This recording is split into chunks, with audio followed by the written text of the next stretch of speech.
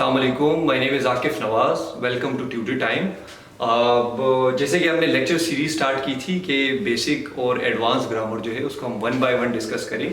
तो आज का जो हमारा टॉपिक है वो कॉन्टिन्यूअस टेंस का है, क्योंकि अगर आपको इंडेफिनिट टेंस में है कोई इश्यूज तो वो ऑलरेडी हम लेक्चर नंबर 3 में डिस्कस कर चुके हैं।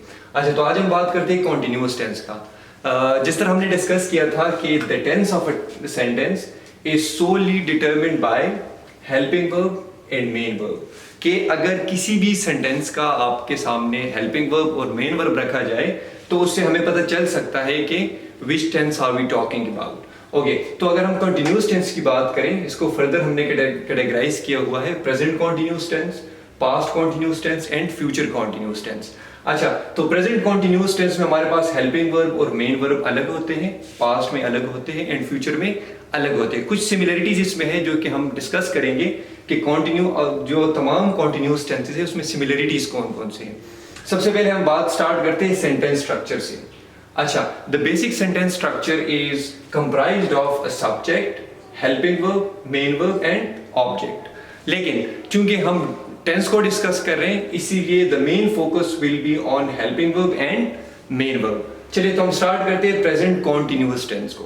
अच्छा, in present continuous tense we have 3 helping verbs. सबसे पहले जो हमारे पास है is, am and are. These are the 3 helping verbs that we use in present continuous tense. And जो main verb वो हमारे पास है first form plus ing। अच्छा, किसी भी सेंटेंस में हमारे पास is, am, are as a helping verb use हो और फर्स्ट फॉर्म के साथ ing यूज हुआ हो तो इसका मतलब ये है कि this is a present tense. अच्छा, अब हम इस एग्जांपल से समझने की कोशिश करेंगे और साथ ही साथ उसमें हम समझेंगे कि हेल्पिंग वर्ब और मेन वर्ब के साथ हमारा मेन कंसर्न कैसे है, कैसे हम उससे डिटरमिन करते हैं कि ये कौन सा टेंस है। अच्छा, for example if I right a sentence that he is attending the ceremony, he is attending the ceremony। अच्छा, अब आप यहां पर देखें हमारे पास जो है is used as a helping verb, whereas attend is the first form of verb and ing is added here, so that is why we can say that this is the tense of present continuous tense। अच्छा, अब ये जो हमारे पास helping verb है, helping verb very कर सकते हैं क्योंकि हमने कहा था कि एम भी लग सकता है एंड आर भी लग सकता है। अच्छा, तो ही, शी और इट, तो मैं लिख सकता हूं कि ही, शी और इट के साथ है हम इज लगाते हैं एज अ हेल्पिंग वर्ब और ing form will remain the same. So जो हेल्पिंग वर्ब है वो डिपेंड करता है subject. If the subject is singular और मेनली ही, शी और इट हो, उसके साथ इज लगाते हैं। whereas if the subject is I, then we have to use am as a helping verb and the remaining sentence will remain the same. I am attending the ceremony. So I hope कि आपको ये इस चीज की भी समझ आ गई होगी। And the third thing is are. Are is basically used with plural subjects. So if the subject is plural, for example हमारे पास they है या multiple nouns है और plural subject है, उसके साथ we are supposed to use are. So they are attending the ceremony. So यहां पर आप देखें हमारा जो मेन कंसर्न है is, am, are के साथ है and first form plus ing तीनों में कॉमन है।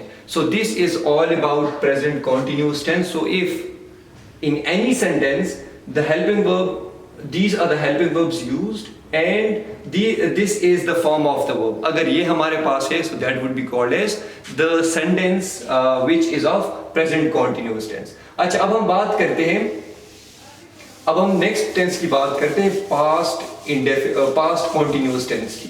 अच्छा, पास्ट कॉन्टिन्यूअस टेंस में भी हमारे पास सिर्फ और सिर्फ हेल्पिंग वर्ब क्या है वो डिफर होगा, बाकी तमाम चीजें सेम रहेंगी हमारे पास। अच्छा, अब अगर हम बात करें पास्ट कॉन्टिन्यूअस टेंस की, so in past continuous tense the helping verb is used as was and were। ये दोनों हमारे पास क्या है, हेल्पिंग वर्ब्स यूज होते हैं। was जो है it is used with singular subjects, whereas were is used with plural subjects।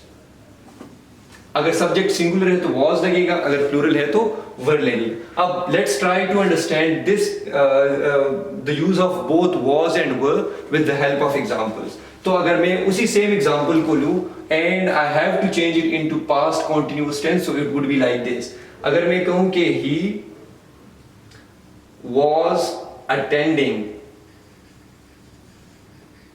the ceremony, so यहां पर आप देख सकते हैं कि हमारे पास सिर्फ और सिर्फ क्या चेंज हुआ है, हेल्पिंग वर्ब। हमने कहा था कि the tense is solely determined by helping verb and form of the verb.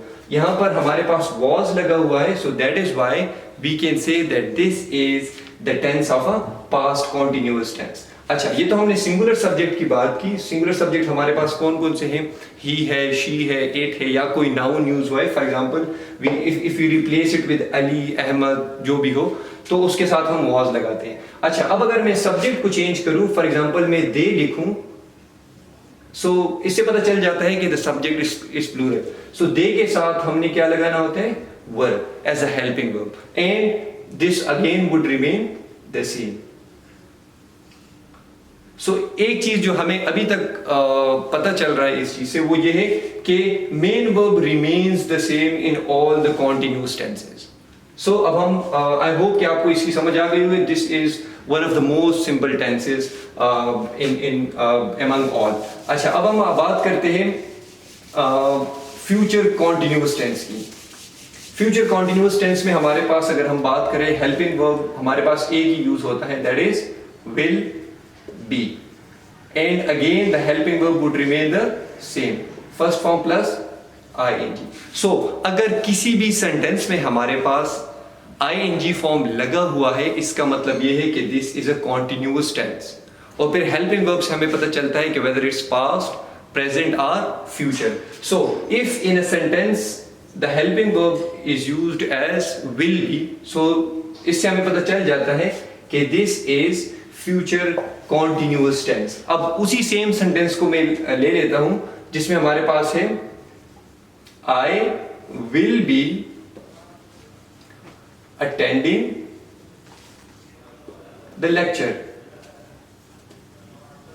ठीक हो गया। अब देखिए यहां पर I will be, तो यहां पर हमारे पास कोई कंफ्यूजन नहीं है क्योंकि only there is one helping verb. तो हमारे पास सब्जेक्ट अगर सिंगुलर हो, प्लूरल हो या जो भी हो, तो हमने सिर्फ और सिर्फ विल बी उसके साथ ऐड करना है। और अगर एक और चीज जो कि स्टूडेंट्स को बहुत ज्यादा फायदा पहुंचाएगा, वो ये चीज है कि फर्स्ट ईयर में एक क्वेश्चन होता है जिसमें आपने टेंस को चेंज करना होता है। आपको एक पैराग्राफ गिवन होगा और उस पैराग्राफ का आपने टेंस चेंज करना होगा। तो आप इन चीजों की मदद से, हेल्पिंग वर्ब और मेन वर्ब की मदद से, आप उस पूरे पैराग्राफ का टेंस जो है वो चेंज कर सकते हैं। अब मैं इसको प्लूरल भी ले लेता हूं, सो दे के साथ भी हमारे पास विल भी आएगा, और इससे पता चलता है कि this is the tense of a future continuous tense. So I hope कि आपको इसकी समझ आ गई होगी, and if you still have anything to ask, तो आप कमेंट सेक्शन में हमें बता सकते हैं कि अगर आपकी कोई क्वेश्चन या क्यूरी है। और आप ये भी साथ में बताएं कि अगर कोई टॉपिक जिसमें आपको इशू हो रहा हो और वो हम ना कवर कर पाए, तो उस पर भी हमारी प्रायोरिटी यही होगी कि सबसे पहले हम उसको क्या करें, उस पर एक लेक्चर रिकॉर्ड करें। सो आई होप ये कॉन्टिन्यूअस टेंस आपको समझ आ गई होगी, और हमारा जो नेक्स्ट टेंस होगा वो हमारा होगा perfect tense. So that's all from my side, and I hope कि everything is quite clear regarding continuous tense. So thank you so much, take care, अल्लाह हाफिज।